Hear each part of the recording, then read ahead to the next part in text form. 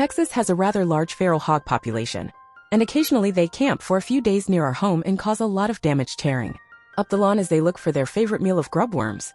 I have read that hogs can smell them up to 18 inches below the surface of the ground, and their tusks can easily overturn the rugged Texas turf to find them.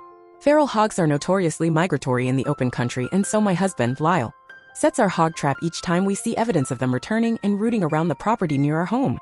Not long ago, Lyle set the trap with corn, a meal that hogs love.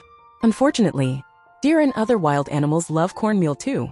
He usually mixes a small amount of diesel fuel in with the corn so that the other animals will not be drawn within the cage and become trapped inside. Feral hogs, it seems, don't mind the sweet smell and taste of diesel and eat the corn anyway. This time, however, he forgot to include the fuel. We woke up the next morning hearing strange yelps from the pasture and looked out to see a beautiful buck trapped inside the hog pen. Harry, our Great Dane, was beside himself, wanting to go out to investigate the latest game in the pokey. We had to restrain Harry inside the house while we went out to free the buck. As we approached the cage, the buck was flailing around wildly, trying to escape and causing a great deal of harm to himself. We stopped moving toward him, hoping he would calm down, but it became evident that we just needed to get the cage opened as quickly as possible and set him free. Lyle had difficulty getting hold of the gate because the buck was ramming his head and snaring his rack in the top of the cage, moving it several inches each time he struck. His rack stood over a foot above his head, and any way he turned he would tangle within the steel grid and hurt himself. The trap is less than 4 feet high, and the buck struggled to stand within it. He charged the cage again and again and again. We opened the door, but the buck was too scared, too hurt, too wild. Lyle, while holding the spring-loaded gate open, told me to go to the opposite side of the pen, hoping that the buck, being afraid of me, would turn around, see the open gate and leave. However, the most amazing thing happened. As I arrived at the other end of the cage, the buck stopped his violent movements and stood perfectly still, watching me intently.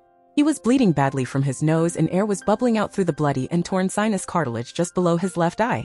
I bent over slowly to look at him, his head and rack lowered to match my gaze. There we were, standing less than 18 inches apart, eye to eye, still. I was overcome with compassion, and a lump formed in my throat. This beautiful creature stood before me, badly damaged and battered. With our eyes locked, I blinked away tears and whispered to him, "I am so sorry. Poor thing. I am so sorry. You are okay, be still. You're okay. You need to put your head down. Turn around and leave. The door is open.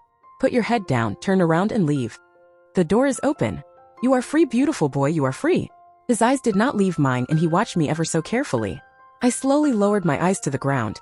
I swallowed hard, seeing his self-inflicted wounds bleeding profusely and making a puddle onto the grass below. In the wee hours of the morning, still and quiet, I could hear a patting sound and steam rising from the blood as it hit the ground.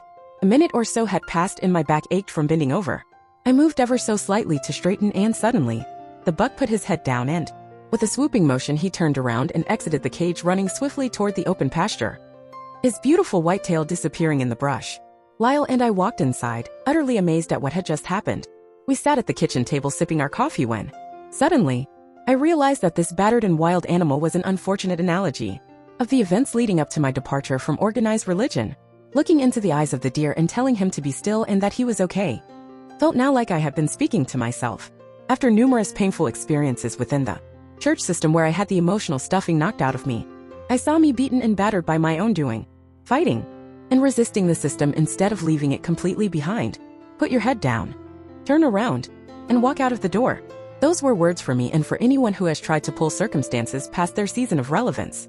Finally, after years of battling the dogmatic fundamentalist systems and the subsequent relationships formed within them, I have put my head down, turned around, and walked out the open door.